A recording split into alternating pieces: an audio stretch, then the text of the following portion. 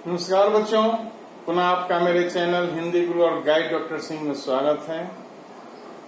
बच्चों, आज हमारी चर्चा का मुख्य विषय है शब्द शक्ति और उसके अंतर्गत व्यंजना शब्द शक्ति की आज हम चर्चा करेंगे।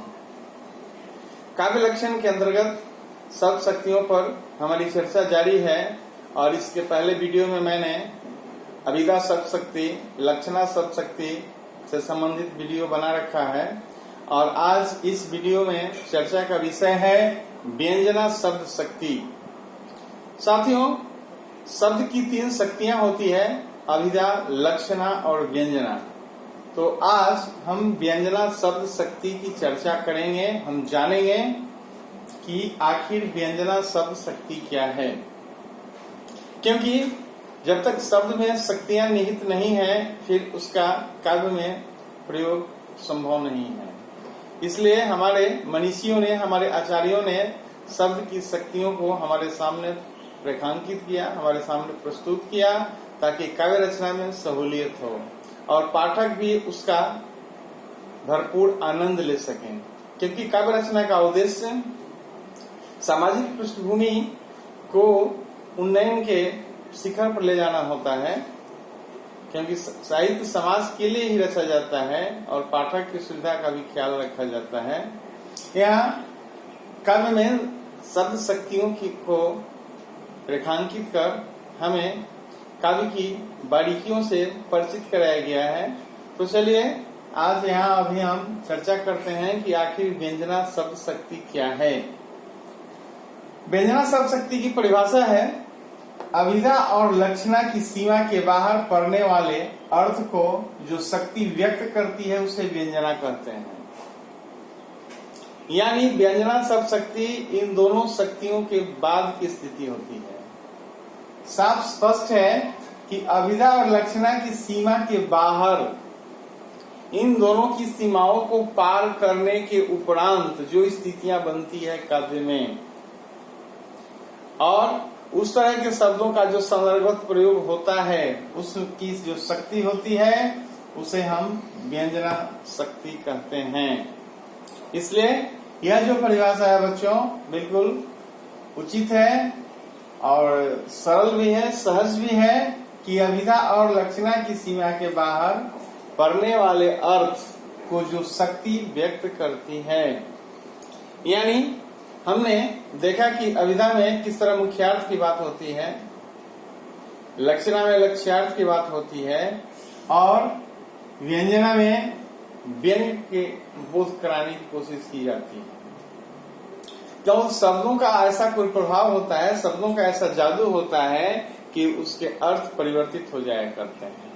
और यही रमणीयता है बच्चों काव्य की, कि शब्दों का प्रयोग इस तरीके से किया जाता है, इस क्रम से किया जाता है कि अर्थ में चमत्कार उत्पन्न होता है, क्योंकि अर्थ शब्द से ही जुड़े होते हैं। तो निसंदेह ये परिभाषा बखूबी मैं उम्मीद करता हूँ कि समझ में आई होगी कि आखिर व्यंजना शब्द शक्ति क्या है। चूंकि हमने अभिधा के बारे में चर्चा की है, लक्षणा के बारे में चर्चा की है और आज हम व्यंजना की चर्चा कर रहे हैं, जिसमें ये बातें बताई जा रही है कि अभिधा और लक्षणा की सीमा के बाहर पड़ने वाले अर्थ को जो शक्ति व्यक्त करती है उसे व्यंजना कहते हैं। यानी जिस तरह का प्रयोग अभिधा और लक्षणा में हुआ करता था उससे अलग, उससे हटकर व्यंजना में किया जाता है। व्यंजना में जो शब्द प्रयुक्त होते हैं उनकी शक्तियां कुछ व्यंग के रूप में अर्थ को प्रतिपादित करती हैं। ये समझने वाली बात है बच्चों। अब इतनी सी बात तो हम समझ ही गए हैं कि आखिर व्यंजना शक्ति क्या है, क्योंकि व्यंजना को समझने के लिए अभिधा और लक्षणा दोनों को मस्तिष्क में रखना जरूरी है, तब हमें कठिनाई नहीं होगी। और आपकी सुविधा के लिए मैंने यहाँ संक्षिप्त में इन बातों की चर्चा भी की है ताकि आपको कठिनाई न हो, और वह है कि अभिधा मुख्यार्थ का बोध कराता है। बिल्कुल सही बात है। जब अभिधा शक्ति की चर्चा हो रही थी तो मैंने मुख्यार्थ पर बल दिया था, क्योंकि लिखने पढ़ने बोलने के लिए शब्दों के मुख्य अर्थ को लिया जाना प्रासंगिक होता है, इसमें कोई दो मत नहीं है। और जो लक्षणा है लक्ष्यार्थ का बोध कराता है, नहीं उससे परे, यानी अभिधा से जो परे शब्द शक्ति है वह लक्षणा है, और इन दोनों से जो परे है वह व्यंजना है। इसलिए व्यंजना को समझना आसान है बच्चों, और इसको समझने के लिए इन दोनों को यानी अभिधा और लक्षणा को हमें ठीक से याद रखना होगा, ठीक से समझना होगा, तब व्यंजना बखूबी हम समझ जाएंगे। क्योंकि व्यंजना के अंतर्गत व्यंग का बोध कराया जाता है, लक्षणा के अंतर्गत लक्ष्यार्थ का बोध कराया जाता है, और अभिधा के अंतर्गत मुख्यार्थ का बोध कराना होता है। तीनों का अलग अलग काम है। इसलिए शब्द की 3 शक्तियां निर्धारित की गई है, 3 शक्तियां मानी गई है हमारे मनीषियों द्वारा, हमारे आचार्यों द्वारा, ताकि काव्य का अर्थ सही तरीके से और संदर्भगत लिया जाए। संदर्भ काल परिस्थिति के अनुसार शब्दों के अर्थ बदल जाया करते हैं और उनकी शक्तियां इस रूप में ही आकी जाती हैं। तो शब्दों का सही आकलन हो काव्य में, इसके लिए इन शक्तियों का वर्गीकरण किया गया, इन शक्तियों को हमारे सामने प्रस्तुत किया गया। काव्य के लक्षण में इन शक्तियों को रेखांकित किया गया, इन्हें जगह दी गई, ताकि रचनाकार को, किसी आचार्य को, किसी साहित्यकार को कोई कठिनाई न हो अपनी भावनाओं को व्यंजित करने में, भावनाओं को प्रस्तुत करने में। इसके बाद ये हम तीनों जान गए, अभिधा क्या है, लक्षणा क्या है, व्यंजना क्या है, तीनों के काम क्या है। पुनः एक बार मैं चर्चा करूं। अभिधा का काम है मुख्यार्थ का बोध कराना, लक्षणा का काम है लक्ष्यार्थ का बोध कराना, और व्यंजना का काम है व्यंग्यार्थ का बोध कराना। व्यंग, समाज में आए दिन व्यंग की वर्षा हुआ करती है, व्यंग्यवान चलाए जाते हैं, आपने बखूबी देखा है। उदाहरण के लिए मैं एक छोटा सा उदाहरण मैंने दिया है कि सूरज डूब गया। अब सूरज डूब गया का अर्थ ये नहीं कि जो सूरज है इससे डूबने की बात की जा रही है, बल्कि किसी साम्राज्य के अवसान की हम बात करते हैं कि सूरज डूब गया, नहीं, किसी समृद्धशाली साम्राज्य के पतन की जब हम चर्चा करते हैं तो कहते हैं कि उसका सूरज डूब गया, सूरज अस्त हो गया, तमाम ऐसी बातें की जाती है। तो बच्चों यहाँ पर गौर करने वाली बात है कि ऐसे शब्दों का प्रयोग जिनका अर्थ व्यंग के रूप में लिया जाता है, व्यंग्यार्थ के अंतर्गत आता है, और उसके द्वारा ही व्यंग्यार्थ का बोध कराया जाता है। तो मैं नहीं समझता हूं कि आप बखूबी व्यंजना की भावनाओं से परिचित नहीं होंगे। बखूबी आप समझ रहे हैं, जान रहे हैं कि व्यंजना के अंतर्गत व्यंग का बोध कराया जाता है, वैसे शब्दों का प्रयोग किया जाता है ताकि उसका अर्थ उसी रूप में लिया जाए। उदाहरण के लिए मैंने यहाँ जो उदाहरण दिया है, इससे ये बातें स्पष्ट हो जाती है कि आखिर व्यंजना शब्द शक्ति का प्रयोग कैसे होता है और किस तरह से उसका अर्थ लिया जाता है। निसंदेह व्यंग्यार्थ को काव्य की आत्मा माना गया है, यानी व्यंग्यार्थ का प्रयोग काव्य में बढ़ चढ़ कर किया ही जाता है, इसमें कोई दो मत नहीं है। साहित्यकार अपनी रचनाओं में शब्दों को अपनी कलम से जब अंकित करते हैं तो उसमें व्यंग की वर्षा करने लगते हैं, वे भाव भी बोर हो जाते हैं, और इस तरह उनका काव्य व्यंग से भरा पड़ा होता है। कितने भी व्यंग्यकार हैं बखूबी आप जानते हैं, नहीं, जिसमें हरिशंकर प्रसाई का भी नाम आपने बखूबी सुना होगा। हरिशंकर प्रसाई भी हिंदी साहित्य के उच्च कोटि के व्यंग्यकार माने जाते हैं, और इस प्रकार और भी अन्य व्यंग्यकार हैं जिनकी रचनाएं आपने पढ़ी है। हमारा उद्देश्य सिर्फ यहाँ पर व्यंजना शब्द शक्ति को समझाना है, उसकी चर्चा करनी है, इसलिए मैं विषयांतर नहीं होना चाहता हूँ। मैं पुनः इसी बिंदु पर आता हूँ जहाँ ये मैं बताने का प्रयास कर रहा हूँ कि काव्य में अभिधा लक्षणा से ज्यादा व्यंजना का प्रयोग हुआ करता है, क्योंकि व्यंग्यार्थ को काव्य की आत्मा माना गया है बच्चों। अब सोचिए, जो काव्य की आत्मा है उसके प्रति साहित्यकारों का, आचार्यों का रुझान किस तरह का होगा। निसंदेह हर व्यक्ति, हर कलाकार, हर साहित्यकार उससे जुड़ने की कोशिश करेगा, उसे अपनी रचनाओं में जगह देने की कोशिश करेगा। तो इतनी सी बातें बिल्कुल समझ में आ गई है। और ये भी मैं बताऊं कि व्यंग में सूक्ष्मता होती है और रमणीयता का समावेश होता है। इसलिए मैंने साफ यहाँ पर बता दिया कि व्यंग में सूक्ष्मता और रमणीयता इन दोनों का योग होता है। तो जो बातें सूक्ष्म हो और रमणीयता प्रतिपादित करें, इससे बढ़कर और क्या चीज हो सकती है। यही तो चाहिए साहित्य में। यदि ऐसा नहीं है तो फिर साहित्य नहीं कहा जाता।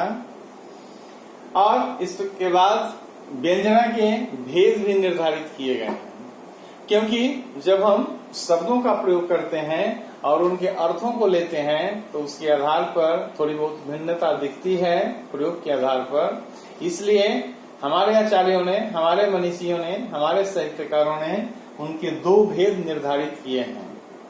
तो साथियों, यहाँ हम इस बात की चर्चा करेंगे कि व्यंजना के भेद हैं और वे हैं दो।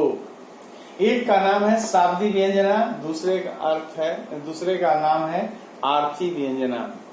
व्यंजना के मुख्यतः दो भेद हैं, एक है शाब्दी, दूसरा है आर्थी। जाहिर सी बात है बच्चों की इनके बारे में भी हम चर्चा करेंगे कि आखिर शाब्दी व्यंजना क्या है, आर्थी व्यंजना क्या है। शाब्दी व्यंजना, जहाँ अनेकाल शब्दों का प्रयोग होता है वहाँ शाब्दी व्यंजना होती है। अनेकाल शब्दों का प्रयोग यानी एक से ज्यादा शब्दों का प्रयोग किया जाता है और उसके अर्थ उसी संदर्भ में लिए जाते हैं, वहाँ शाब्दी व्यंजना होती है। यानी शब्दों का बाहुल्य दिखता है वहाँ पर। आर्थी व्यंजना के अंतर्गत एकार्थक शब्दों का प्रयोग होता है नहीं, यानी एक शब्द के एक ही अर्थ लिए जाते हैं और इन स्थितियों में आर्थी व्यंजना होती है। और जहाँ अनेकार्थ शब्दों का प्रयोग होता है, वैसे शब्द जिनके अर्थ ज्यादा हों। जाहिर सी बात है कि काव्य में बहुत सारे ऐसे शब्द हैं जिनके संदर्भगत अलग अलग अर्थ लिए जाते हैं और हमें उन मूल बिंदुओं को समझने की आवश्यकता होती है कि आखिर ये क्या है, कैसे हैं। तो साथियों, यहाँ हमने जाना कि शाब्दी व्यंजना क्या है, आर्थी व्यंजना क्या है और दोनों का प्रयोग तो साहित्य में, काव्य में हुआ करता है, ये भी हम जानते हैं। पुनः एक बार मैं इसकी पुनरावृत्ति कर दूं ताकि आपकी कठिनाई यदि कुछ होगी तो सदा के लिए दूर हो जाए। व्यंजना शब्द शक्ति के अंतर्गत अभिधा और लक्षणा से परे, इन दोनों से हटकर जो अर्थ प्रतिपादित किया जाता है, जो अर्थ लिया जाता है, उसमें व्यंजना शब्द शक्ति निहित होती है। और यहाँ मैंने आपको बताया था कि अभिधा शब्द शक्ति के अंदर मुख्यार्थ का बोध कराया जाता है, लक्षणा शब्द शक्ति के अंतर्गत लक्ष्यार्थ का बोध कराया जाता है और व्यंजना शब्द शक्ति के अंतर्गत व्यंग का बोध कराया जाता है। तो इन तीनों स्थितियों को बखूबी हमने जाना, बखूबी हमने सुना और ये बातें स्पष्ट भी है कि खास तौर से व्यंजना में व्यंग के बोध कराने की बात की ही जाती है। मैंने उदाहरण एक दिया था, सूरज डूब गया, जिसे हम किसी साम्राज्य के अवसान की तरफ इशारा करते हैं। सूरज डूब गया कहकर हम सामान्य सूरज की बात नहीं करते हैं, क्योंकि ये सूरज का डूबना और सूर्य का होना ये तो लगा रहता है। और इस तरह व्यंग के अंतर्गत सूक्ष्मता और रमणीयता होती है। व्यंग को काव्य की आत्मा भी माना गया है, इसलिए भी सब शक्तियों में व्यंग्यार्थ ज्यादा महत्वपूर्ण है। उसके प्रति साहित्यकारों में रुचि है, लगाव है, उस पर चर्चा जरूर करते हैं, उस पर अपनी लेखनी जरूर प्रस्तुत करते हैं। इसके बाद व्यंजना के दो भेद, शाब्दी और आर्थी। शाब्दी में अनेकाल शब्दों का प्रयोग होता है, आर्थी में एकार्थक शब्दों का प्रयोग होता है। तो इन तमाम चर्चाओं के उपरांत मैं उम्मीद करता हूं कि आपने व्यंजना शब्द शक्ति के बारे में जानकारी हासिल कर ली है। यदि आपकी कठिनाई इतनी चर्चा के बावजूद भी रह गई हो तो यदि आप कमेंट करेंगे, आपकी समस्या का निराकरण किया जाएगा। अन्यथा उम्मीद है कि आप इसे अपने दोस्तों के साथ शेयर करेंगे, सब्सक्राइब करेंगे, ताकि और नई नई जानकारी आप तक पहुंचती रहे। तब तक के लिए धन्यवाद बच्चों।